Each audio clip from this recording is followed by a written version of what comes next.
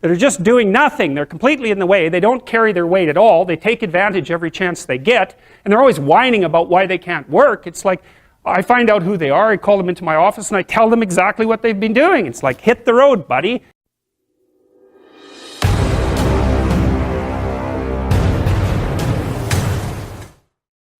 So let's say that we're going to play repeated trading games.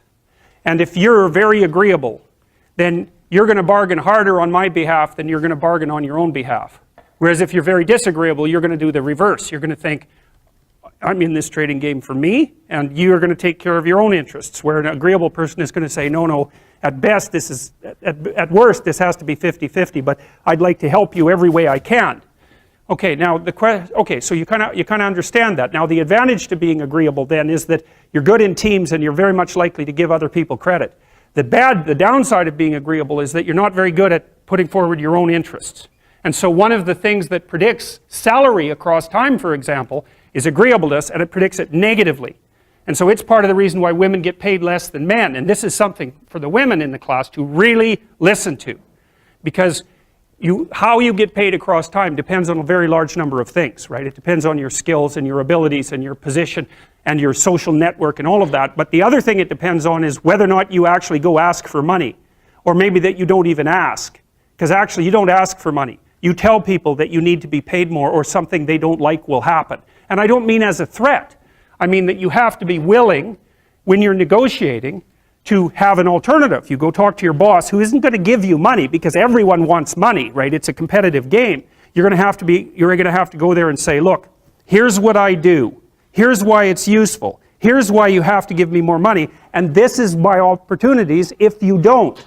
And then you're not taking your boss's money anyways, because it's very frequently the case that he's working for a whopping big company. But he needs an excuse to give you money because everyone's asking for money all the time.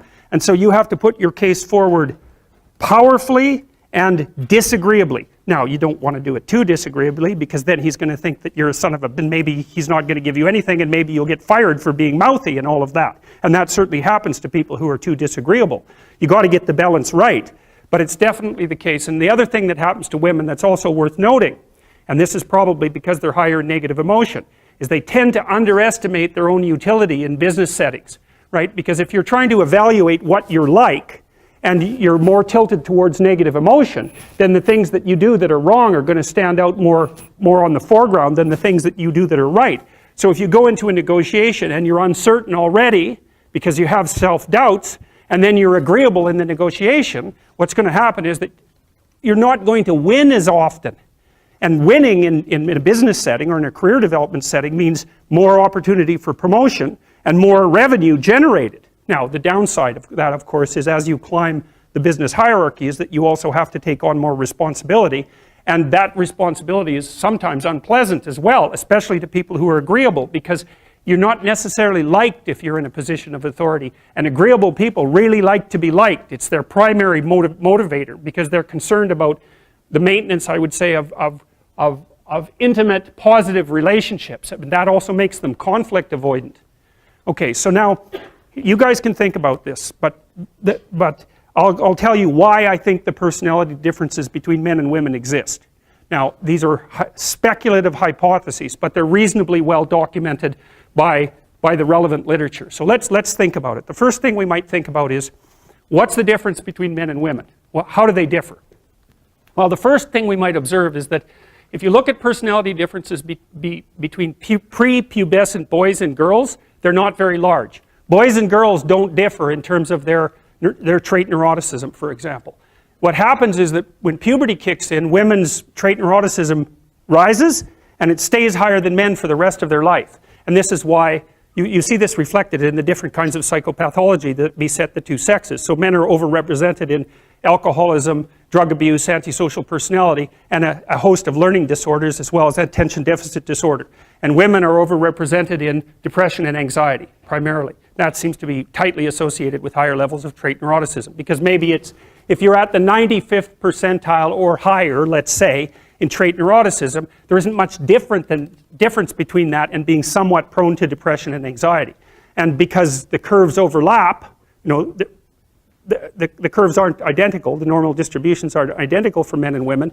You tilt the one to the right, to the women's curve to the right towards higher levels of neuroticism. You go out and you look for the person in 20 who has the highest levels of negative emotion. It's much more likely to be female than male. Okay, so let's see if we can figure out why. So I'm going to tell you some things, basic differences between men and women, and you can tell me what you think about it if you agree or disagree. Okay, first, size differential emerges between men and women at puberty, right? Because boys and girls are roughly the same size and roughly the same strength, but men get bigger at puberty when the testosterone kicks in, and more importantly, not only do they get taller and heavier, but their upper body strength is much higher. And that's a real issue for combat, because human beings punch. There's other animals that do that. Kangaroos do that too, eh? So we're not the only people that punch, but we have clubs on the ends of our arms. So that's interesting. So okay, so there's a body size difference that's important, a strength differential that's important. Next thing, I think, so let's assume that the reason that women are higher in sensitivity to negative emotion is because the world is actually more dangerous to women. I think that women's nervous systems are not adapted to women. I think women's nervous systems are adapted to the mother-infant dyad. And because you are not the same creature when you have an infant, not at all. You're way more vulnerable. And it's partly because you have to express the vulnerability of the infant, and you also have to care for it, right? So you think about an infant, especially under 9 months. So let's say, how are you going to be wired up if you're going to optimally care for an infant under 9 months? And I'm saying under 9 months because women generally do the bulk of childcare for infants who are under 9 months old. And part of the reason for that, there's a whole host of reasons, but part of the reasons for that, obviously, is that they breastfeed. But imagine what you need to be wired up biologically in order to care for an infant. First of all, they're very demanding, right? Because they're completely helpless, and they're demanding 24 hours a day, and it's quite a emotional load. And an infant under 9 months is never wrong, right? What you do to an infant under 9 months is when they're in distress, you always respond. You never tell the infant, get your act together and stop whining, right? Which you can do, say, to a child that's 18 months old. You can start having that sort of conversation. But under 9 months, it's like nothing is the infant's fault. It's surrounded in an extraordinarily threatening world, and you have to be responsive to what it needs, regardless of what you want, and you have to be very sensitive to the threats that emerge in the environment. And so I think the price that women pay for that ability to have an intimate relationship with infants in the very earliest stages of development is that their nervous systems are actually wired so that they can perform that role optimally. And the disadvantage to that is that having a temperament like that doesn't work that well when you're dealing with adult men, especially when you're dealing with them in a business environment, because it's not the same thing. Not at all. It's a competitive environment. So, okay, so agreeable people are compassionate and polite. What are disagreeable people like? They're tough-minded, they're blunt, they're competitive, and they won't do a damn thing they don't want to do.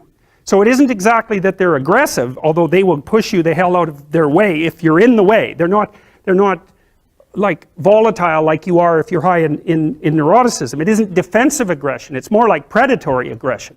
It's dominance behavior.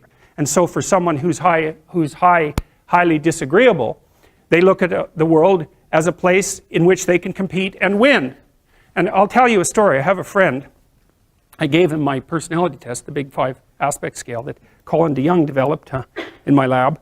And I knew he was a disagreeable guy, and by interacting with him. I mean, he's even rude to people sort of spontaneously on the street. I actually like him quite a bit. He's very, very funny. He's also very conscientious, so you can trust him, but he's disagreeable as hell. And so I gave him this test because I thought it would be funny, and he came out as the most disagreeable person in 10,000. So reasonable in compassion, about 30th percentile, but like 0.001 in politeness. So he's extraordinarily blunt, and he'll just say absolutely anything, no matter how horrible it is.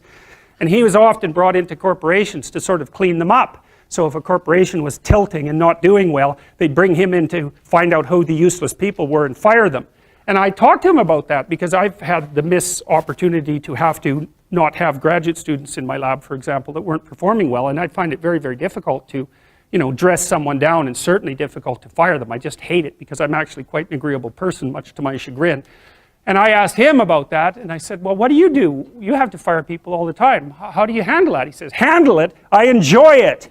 And I thought, wow, that's so interesting that someone would have that response. I said, well, what do you mean you enjoy it? He said, look, I go into these companies and I analyze the performance of groups of people, right? And in those groups, there are people who are really striving, really trying hard and working themselves really hard and being productive. And then there's these people that are just doing nothing. They're completely in the way. They don't carry their weight at all. They take advantage every chance they get. And they're always whining about why they can't work. It's like, I find out who they are. I call them into my office and I tell them exactly what they've been doing. It's like, hit the road, buddy. You've had your run of it. And I thought, oh yeah, okay, fair enough.